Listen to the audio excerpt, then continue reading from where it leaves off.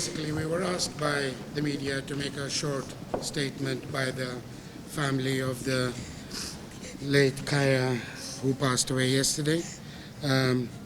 There's a sister and her uncle. They've prepared a short statement. It's in English, and it will be read by an interpreter from Turkish to English. She will read it out in English. Efendim başınız sağ olsun öncelikle. Hepimiz çok üzgünüz, çok öfkeliyiz. İçeride neler olduğunu öğrenmek istiyoruz. Can they just make the statement first? I'm the uncle of Pelin. I'm speaking on behalf of the family because Pelin's sister is devastated and her parents do not have the strength to come here.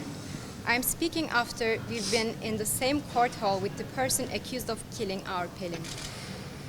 We are deeply hurt and we are angry for what happened. As a part of us has died with Pelin. Pelin was a wonderful, intelligent person. She had dreams and ambitions and she had decided to pursue them in Malta. Her wonderful future has been taken away from her because of the atrocious events that happened on Pelin's birthday. We cannot understand what triggered a person to commit these atrocities.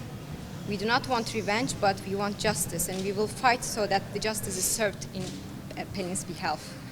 We thank the Maltese population for being close to us and for condemning what happened. We thank the Maltese police force for their prompt action, which led to the accused being arraigned in court the day after.